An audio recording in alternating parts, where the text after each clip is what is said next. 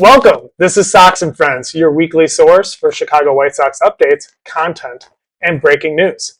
Outside of our weekly episodes, we'll also be doing additional bonus episodes from White Sox tailgates, welcoming you, the White Sox fan, on the podcast to get a chance to be our shot of the week, and connecting the fans directly with other fans throughout Chicago and the world. This episode, we're going to go through, again, the past week of White Sox baseball, away in Baltimore and in Cleveland. We have an All-Star break coming up. Let's talk about that. Sox have a representative, and that's also meaning that there's a first-year player draft this weekend. Sox owning the number one pick. We'll go through their options there and the thought process to multiple options that they have now. Look at some things going down on the farm, especially in AAA, and we'll look at the week ahead. But before we're getting into, as always, follow Thomas Alessio on Threads for all direct in-game, in-the-moment updates, daily lineups, fun facts, Sox and Friends on Instagram, and subscribe on YouTube for alerts for each early week episode drop. So let's go through this past week. Monday, it was June 29th. White Sox played the first of the away series in Baltimore. Having some trouble on the road this year, also having some trouble in Baltimore this season and last. But they win game one, 8-2. Jacob Gonzalez, 2 hits, 3 RBIs, really starting to come around. Sean Burke continues getting better and better each week and month as we go along. 5 1/3, 8 Ks, 2 earned runs. Again, Sox win 8-2. Going into game 2, White Sox, again, 9, White Sox 9, Baltimore 3. Gonzalez, let's throw him out there again. 3 hits, another 3 RBIs, and powered the Sox here is a 7-run third inning where they just laid it into him and ended up winning this ball game again, 9-3. Lost the third game of the series, 6-1 to Baltimore. Schultz returned from the disabled list, went 4 1/3, gave up 2 hits. He had 7 Ks. He walked 4. Hit 3 earned runs, but honestly, he looked pretty good in his start back. Gave up some runs towards the end of his start, but that was a start to build off of. The only lone spot, the highlight for the Sox here was a leadoff home run by Sam Antonacci. The only run the ball game for the Sox. He had 2 hits on the day, and again, their only run. But you win 2 out of 3 in Baltimore. Good start to the week. What we said in the previous episode, going into this week, if the Sox went 4-3 and hoping for a 5-2 trip, that would be considered a win, especially with their troubles in Cleveland, their troubles on the road this season, and just being a young team and learning how to win on the road. This is a great start. You win 2 out of 3, you win a series. And I think this was the first series they won since the San Diego series, a month and a half previously? So, great start to a week. This is where the last couple of games were very frustrating going into Thursday. Lose 6-5 on a Roch home run, walk off. Really should have had this game. My draft, no person call it here, had a home run, 2 RBIs, put one over the right field fence. Antonacci again, 2 for 4 with a double. Bullpen didn't do its job. Sox should have had this game. There's no if, and, or buts. Like what could have happened? They should have had this game. They lose 6-5 on a walk-off. Grant Taylor gives it up. And then you go into game 2 and you're leading. Miguel Vargas has a huge 3-run home run before the rain delay. And you come back and Dominguez walks the first 2 men.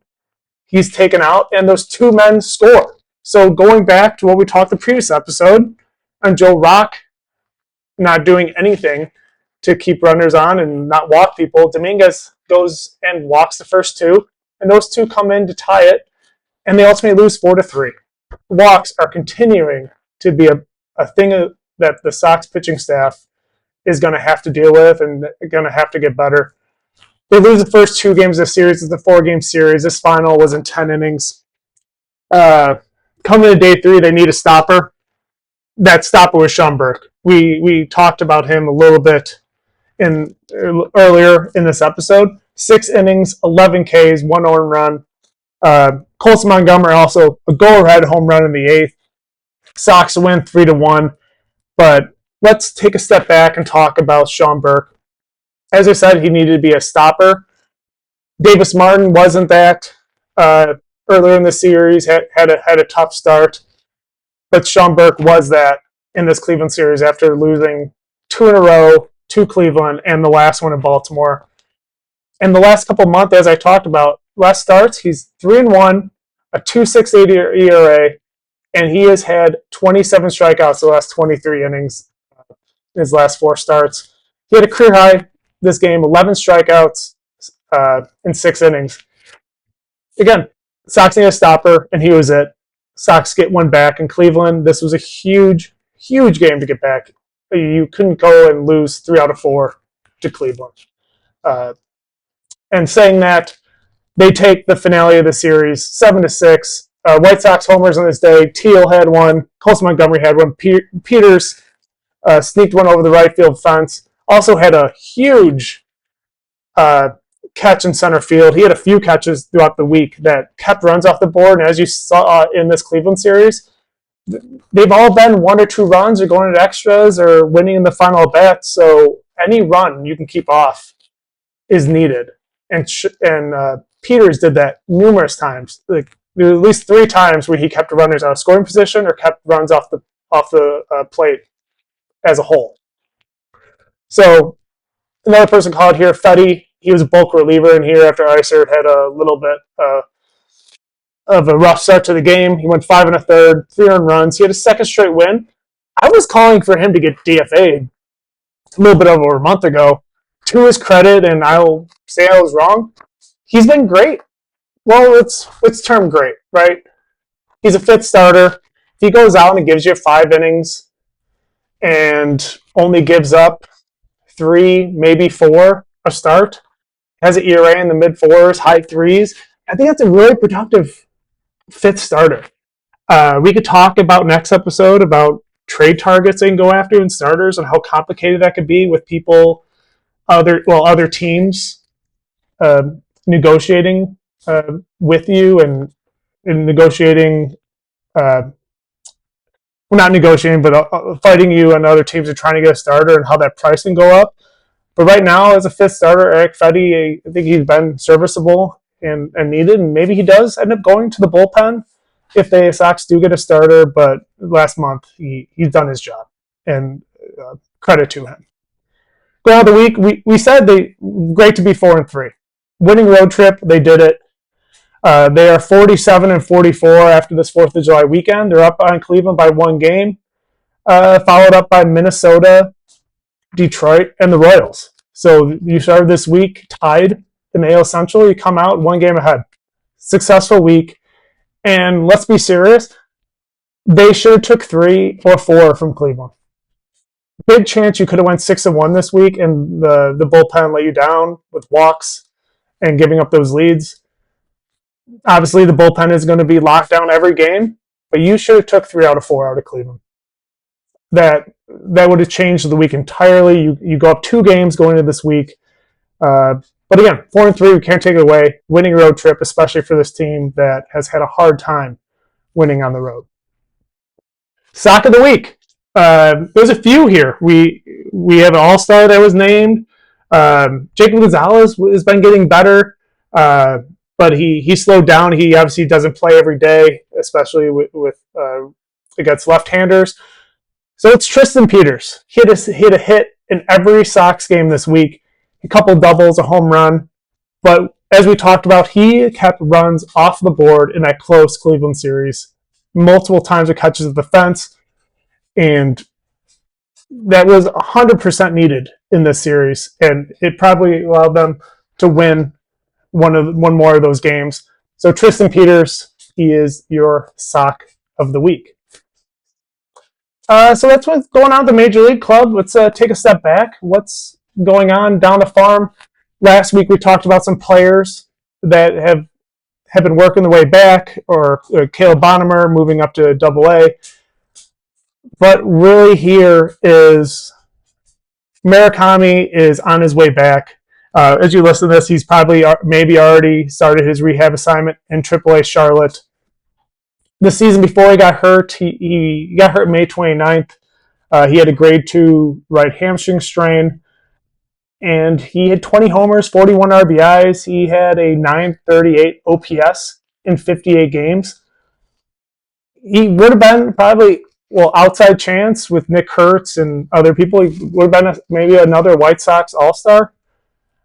But he's coming back, and the Sox were 18-15 since his injury. There's other players you can credit. Vargas was great. Colson Montgomery, Tristan Peters, as we talked about, Gonzalez has really sprayed in and held down the load that was lost when Murakami got hurt. But you're going 18-15 with him out, and he may be back by the end of this week after a few games in AAA Charlotte. It's amazing to see.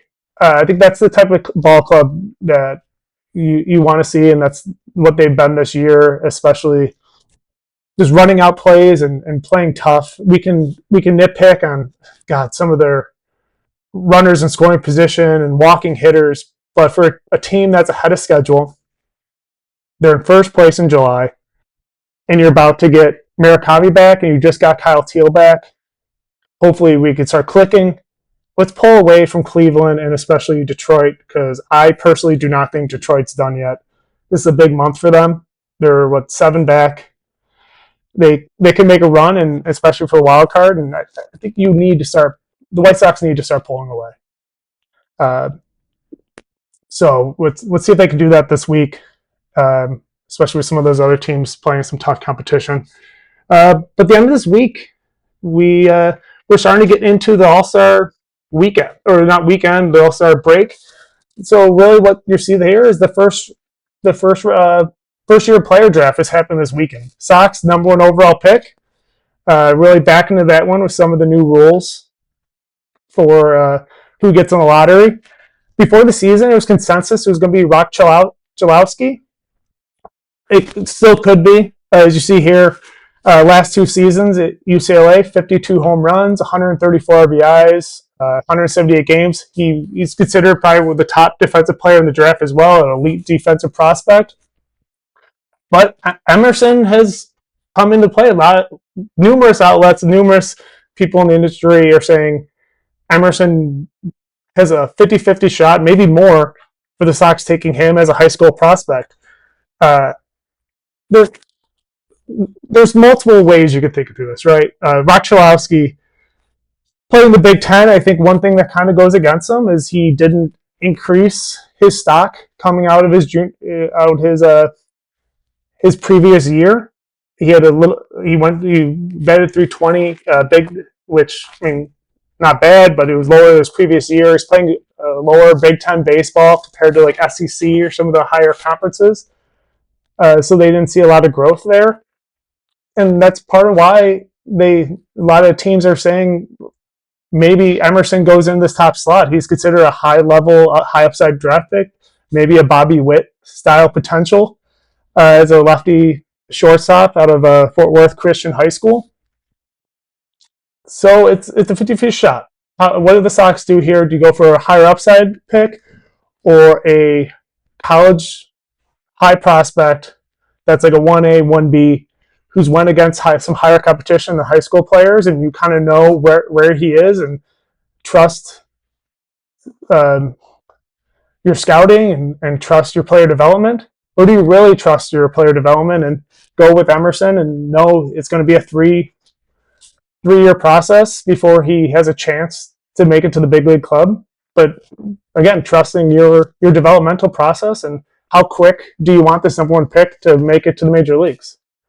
I think something you also have to think about here is there a lot of teams you have to think about who's coming up and who's leaving. And I think especially for the White Sox, they just built out this better farm system. There's a few players on this team. We'll talk about some of the trade deadline next week. They'll be gone in a couple of years just from the Sox not having the money to pay them, because historically they haven't. And we're going to have to believe that the Sox aren't going to pay people until they do. Miguel Vargas, who they got from the Dodgers, has 2 more years of of team control before he's a free agent. He's going to command a lot of money if he keeps on playing like this. Who's the person that goes into that position? Is it Bonnemer? Does Montgomery move over to third? And someone like Roch, if you drafted number 1, moves into shortstop. So it's a big organizational decision here. And the thought process of who the Sox want. And I really think it's a 50-50 1A, 1B situation, and just trusting who's the best player for your situation. And we'll see this Saturday when the Sox pick number 1. But we talked about Miguel Vargas, and he is your White Sox rep for the All-Star game. As of this Sunday, 247 average, 20 home runs, 56 RBIs, 857 OPS, playing a great third base. He's your White Sox All-Star, and he is the first White Sox All-Star third baseman since Joe Crede in 2008. You heard me say the Sox rep. Yes, the Sox got 1 All-Star rep. Yes, that I think there's arguments for other players. It always comes down to a numbers game, especially with teams who need 1 representative, and how that's, especially with the fan vote, and how that can go up and down and what players get in. But I think the Sox could have and could, as it goes on the next couple of days, get to 3 All-Stars. One here is Colson Montgomery. He's not just hitting for power and playing every day for the Sox, but 98th percentile and outs above average. He's playing great defensively. And again, I think you have to look at who is the player that would have to be taken off the roster, and it's a numbers game. But McGonigal is having a good season for Detroit, and do you remove him and move Colson Montgomery into that lineup? So that's a toss-up there. McGonigal's been good. But I think one that really is rough was Davis Martin. There's been a couple of games recently where he's kind of dropped off, but he still finishes. He's getting close to the All-Star break with a 93 record. Great chance he still gets in, possibly. Depends on if he would accept and when he pitches. A lot of pitchers drop out, and maybe he still gets in, but it's much harder for pitchers getting in, especially when everyone needs one representative. So as of now, Miguel Vargas, your White Sox rep, and let's see if maybe Montgomery or Martin get added here, just from players not playing. You saw Vladimir Guerrero Jr. dropped out. So we'll see. But Sox get Vargas, and I think that's a great thing to celebrate, especially when he's the first third baseman the Sox have sent since 2008. Week ahead, a big week. Couple of teams, one kind of lower in the standings. Athletics are talented later in the week, but they start Tuesday against Boston at home. Fun fact: I'm filling out the first pitch to that game, so we'll throw footage or photos on Instagram and everywhere and threads about that, and more. We'll talk about that in the next episode. But they go 3 games in Boston. 3 games against Boston, and then home for the Athletics to round out the week before you end up going to the All-Star break. So big week. I do think another 4-3 week going into the All-Star break would be another productive week. I think you just keep winning series, especially at home. They've went on a huge run at home and winning series, and if you take 2 out of 3 against both these teams, fingers crossed for a sweep in one of them, go 5-2. I think a 4-3 record, and trying to keep that aspect of our weekly, gaining a game at over 500 would be a great way to go, and a successful week going into the break. So thank you again for this episode of Sox and Friends. Please follow me on Threads, Thomas Alessio, and Sox and Friends on Instagram. It was great speaking with you all. Feel free to reach out. Have a good day.